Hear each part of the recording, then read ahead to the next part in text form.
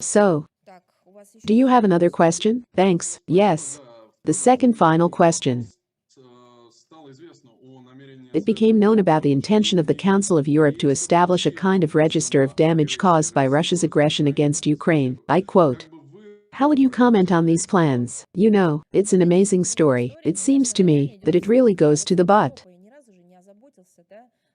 The Council of Europe has never bothered about any register of damage from the undermining of the Nord Stream, despite the fact that the damage was done to those who invested in the project, and those who built it, and those who pumped natural resources there, and those who built civil infrastructure in various countries to support and implement this project. Should I talk about the environment? It is also on the agenda of the Council of Europe. Where is the list? Where is the damage register? It doesn't exist, and it won't. Why? Because, apparently, they guess who they can contact during the investigation.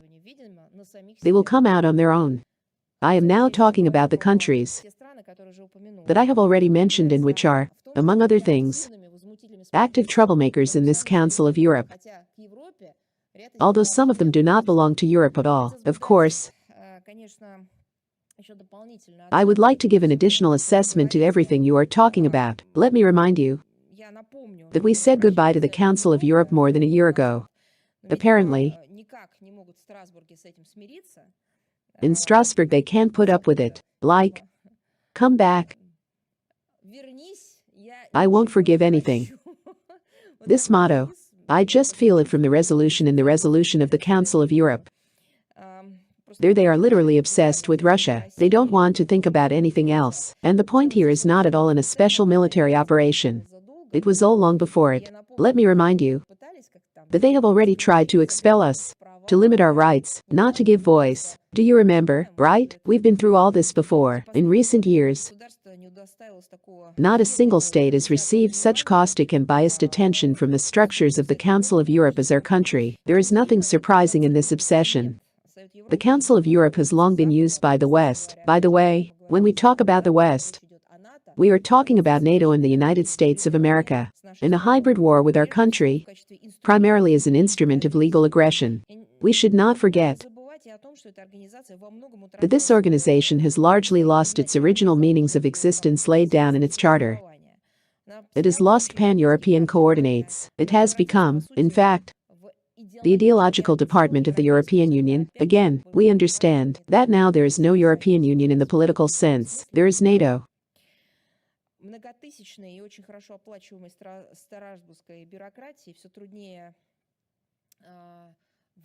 The multi-thousand and very well-paid Strasbourg bureaucracy finds it increasingly difficult to inspire something to the taxpayers and prove to them that they are not useless. In fact, everyone understands that this is just some kind of propaganda organ. Here,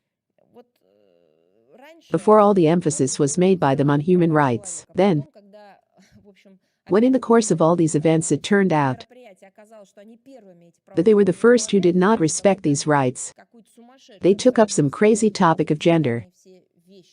This topic began to dominate. They say, I can't eat or drink, but let me talk about gender and adopt some next resolution. Propaganda of the rights of sexual minorities for this, too, was not enough for them. Dealing with the real problems of Europeans, whose civil and social rights are being subjected to ever greater restrictions, in Strasbourg is not just not used to, they simply do not know how.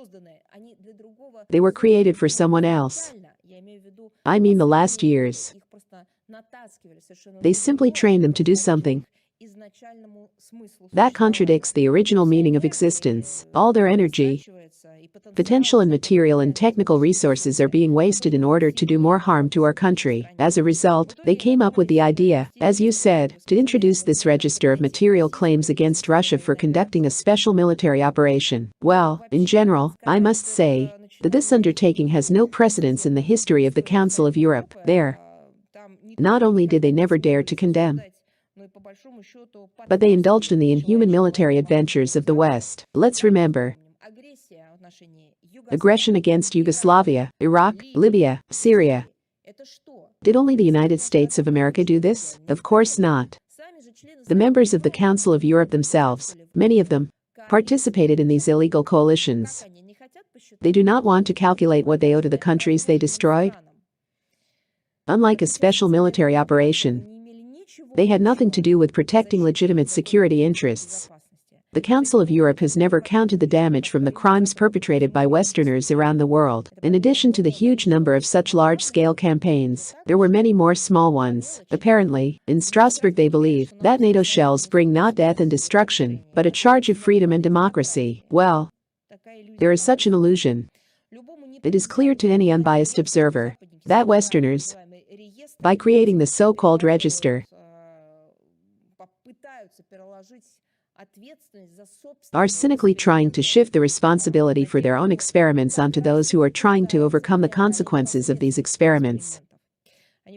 They are trying to make our country responsible for the consequences of their own policies. Let me remind you, this is NATO expansionism to the east. This is the cultivation of the neo-Nazi regime in Kiev. This is the transformation of Ukraine into a military foothold. This is the supply of weapons and mercenaries there. Of course, this is the destruction of the sovereignty, independence and statehood of the young Ukrainian state. In a word, they are now trying to find someone responsible for their own provocative actions, which made a special military operation inevitable. In general, you need to start with the damage that has been inflicted on the population and civilian infrastructure of Donbas since 2014, at least as a result of the punitive operation unleashed by Kiev. Damage from the water and energy blockade of Crimea, from illegal financial and economic sanctions imposed by the West against Russia and against these regions.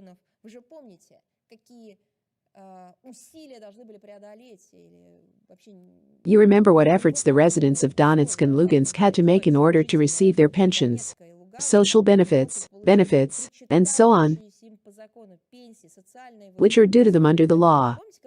Do you remember how they mocked them? Come to the territory controlled by the Kiev regime, and only then will you be able to get all this. We remember the assurances of the Normandy format, the western part of the Normandy format, which said that they would definitely work with the Kiev regime and make sure that people in the DPR and LPR received money on which they could live. It's not unemployment benefits. It's not vacation loans. It's not grants for some political activity. This is what these people have earned with their labor. Of course, nothing was done. If it were not for the many years of Russian humanitarian assistance to these regions, then people simply would not have survived. Of course, the fact of freezing, and in fact, theft of Russian foreign assets, also belongs to the same piggy bank. This should also be taken into account by the Council of Europe. As long as they don't calculate it, we do it, we are kind, and we have a good memory. In the Council of Europe, I don't think they even realize what a bottomless Pandora's box they are opening. Perhaps many states in Asia, Africa and Latin America should now take a closer look at this experience. This is an interesting novel. I cannot say anything. It is necessary to think about the creation of an international register of damage from their centuries-old colonial and ongoing neo-colonial exploitation. I mean the exploitation by the West of the countries of the respective continents, Africa and Asia in the first place. It is necessary to take a closer look at the idea of creating a register of damage from the genocide of entire peoples, from the plunder of natural resources and cultural values. What about the slave trade? Have they counted already? Planting racism, by the way, was also costly for many countries and peoples. I don't even know what is more in this idea of the Council of Europe, hypocrisy, stupidity, or simply, I will say the word again, dehumanization. Do its authors realize that such projects only lead to a further escalation of confrontation on the continent, with poorly predictable consequences? You know,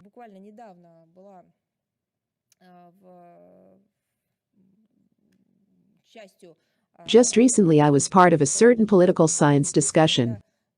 One of the questions was about the fact that the United States of America, which endlessly talks about damage and about some kind of tribunals,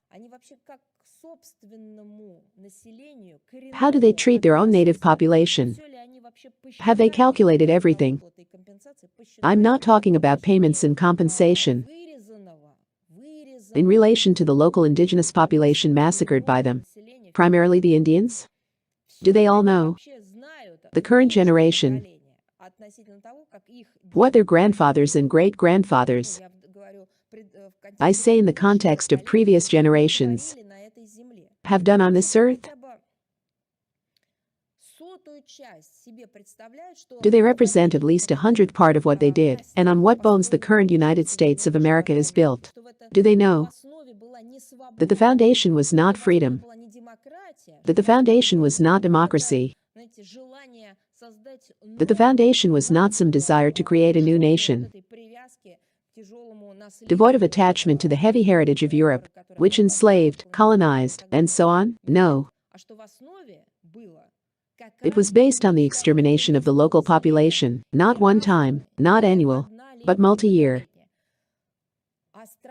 It is terrible in the sense that they mock the population, subjecting it to monstrous experiments to stop the development as a nationality, as an indigenous people. Read about it yourself. I think that we will definitely insert the link into today's briefing. By the way, this register is planned to be created in the form of a so-called partially open agreement of the Council of Europe, for which only 16 out of 46 members of the organization are enough. Apparently, the initiators understand that even on such a biased side as the Council of Europe, they cannot count on complete unanimity. Can you imagine what will begin within the Council of Europe, even with European countries? Can you imagine who and how much historical damage counts in relation to each other? It is superfluous to explain why we will consider the activities and decisions of the so-called register to be legally null and void, and we will regard the accession of any state to it as an act of hostility towards our country. Dear friends, if you like this video, please subscribe, like and write a comment. This will greatly help the development of this channel. Thank you.